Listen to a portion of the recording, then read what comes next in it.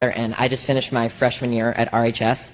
I've been a part of District 196 schools now for 10 years, and I'm going to give you a glimpse today of what's actually going on inside these schools. Despite the board's attempt to deny it, District 196 schools are quickly becoming a place where promoting activism is actually more important than promoting education. I'll take you back to my first day at RHS this fall. The principal came out and gave us a heartfelt speech about equality and standing together. He began to list countless races, such as Latino, Asian, expressing how much they matter and how important they are. But never once did he mention a race or identity that reflects me, or half the kids that were in the class. Now, members of the board, I know you haven't been to school in a while, and I know none of you, or most of you, don't have any kids left in the school district. But you must admit how uncomfortable it will be to be characterized just by your skin color on the first day of school, and be thought that you were wrong just because of your skin color. So I will never forget the look one of my friends gave me from across the room as we were sitting there listening to this blatant bias being expressed in the so-called equity statement by the leader of our school.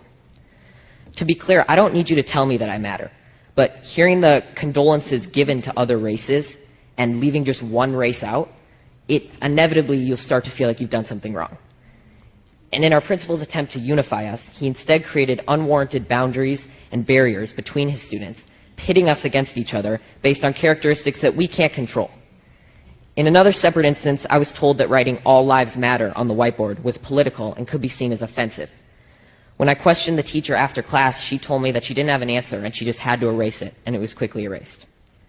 There are political signs all over RHS, about specific races that matter, specific sexual orientations that matter, and specific perspectives that matter.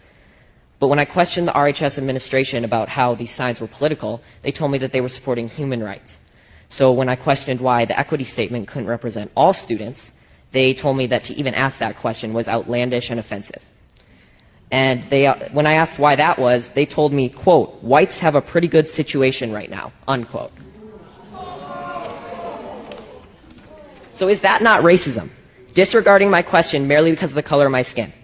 To be honest, after enduring a year of the people in charge telling me that I'm a racist and I'm privileged and pointing out our irreversible differences, I've never noticed race more.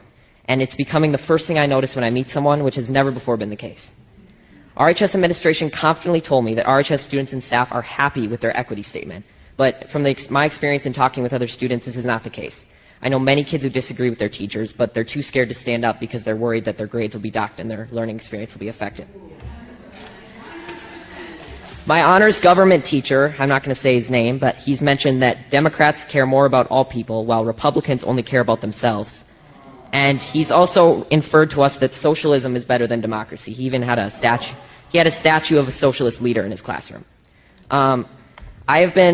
I've been told by a lot of kids that they just stay silent and adjust their schoolwork to reflect an acceptable opinion to secure a good grade. I've been approached by multiple teachers who have told me in private that they just want to say that they agree with me and they support me standing up, but they can't say it in front of the class for fear of being disciplined by the administration in some way or losing their jobs. There is clearly only one way to think in this district, and that is that they are teaching their kids to shut up if they don't agree. Now, members of the board, I want you to take a good look at yourselves in the mirror tonight and ask, are you really standing up for the equality of all people, or are you just pushing a damaging political ideology on our students? A fellow coworker at my job, who, by the way, is of color, discreetly told me that the schools seem to be pushing a very leftist agenda in class.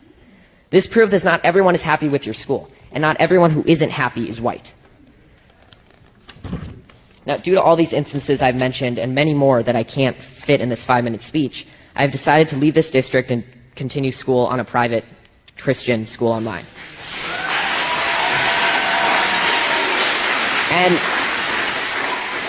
And there will be sacrifices, and I will not get to walk in the graduation ceremony or attend milestones at RHS, but I will be able to learn in an environment that is not intent on punishing me daily for my skin color and political views.